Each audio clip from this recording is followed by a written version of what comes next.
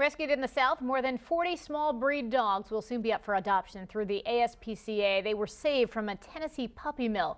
New York 1's Roger Clark is at the ASPCA facility on the Upper East Side with more on the story. Good morning, Roger. A cute dog there. That's right, Kristen. This is Vincent. Unfortunately, he has a little bit of a problem. Part of his ear somehow got off, probably from a fight with another dog. But he is just a cutie, and I think he likes licking me. His tail is wagging, and he's just having a great time. But you know, I'll tell you, he's been through a lot, just like a lot of these other dogs have.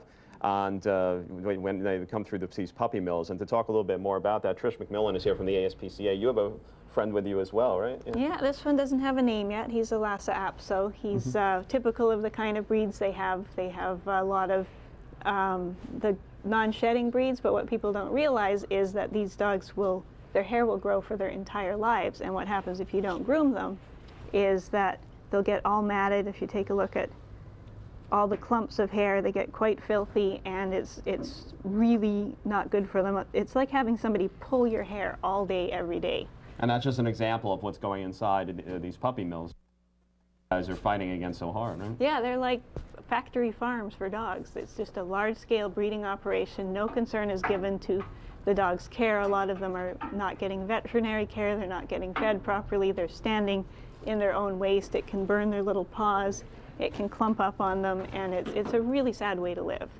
Now, let's talk about the adoption part. I know obviously we want people to come over here and adopt these animals, but it could be a little bit of a challenge for these pets because they haven't really been outside of a cage. Yeah, a lot of them are going to have some special needs behaviorally. A lot of them already have special needs medically. So we need really special people to come and take these dogs. You're going to need a lot of patience. Vinny, I think, is going to be okay. He's very resilient. He's quite young. He's only 6 months old. The older ones, like this guy, who have lived in a cage for their whole lives, he's never been on a leash. He's never been for a walk. They're going to go outside and see a bus and think they're in outer space. They have no idea what's going on. Puppy mill dogs are often very difficult to house train because they're not used to being clean. They're used to walking around in their own waste, so you have to take a lot of time, a lot of patience to teach them. Outside is where the bathroom is, inside is not where the bathroom is. So a quiet home, somebody with a lot of patience and a lot of time to bring them out of their shell. Most of them will come around. These are actually quite social for puppy mill dogs, especially little Vinny here. He's a little social butterfly. He's just been on a 13-hour car ride, so he's pretty exhausted.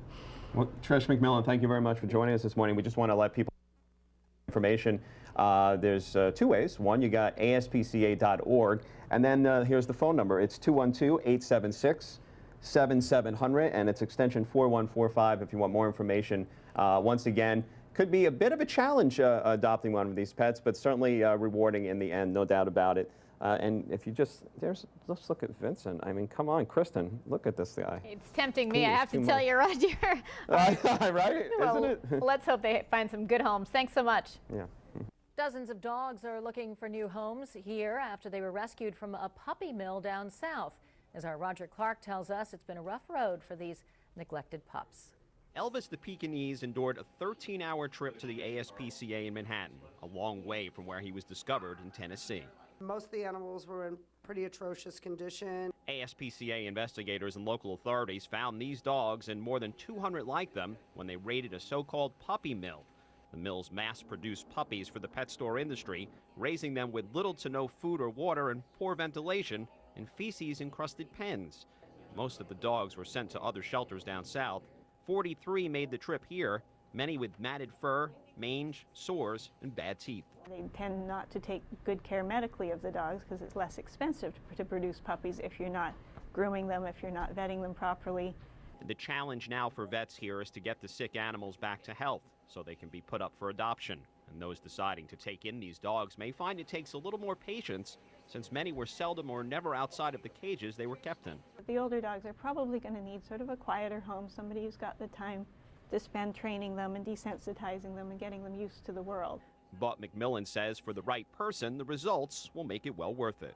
It's really rewarding. If you take an animal who's never had a good life and you give him a good life, he's never going to forget it. If you want to find out more about adopting a dog like Vincent here, you can call a special ASPCA hotline number.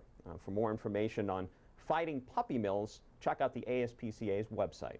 The hotline is 212-876-7700, extension 4145. The website is www.aspca.org. And by the way, the earliest any of these dogs will be available for adoption is Friday, though you could start seeing them as early as Wednesday. In Manhattan, Roger Clark, New York 1.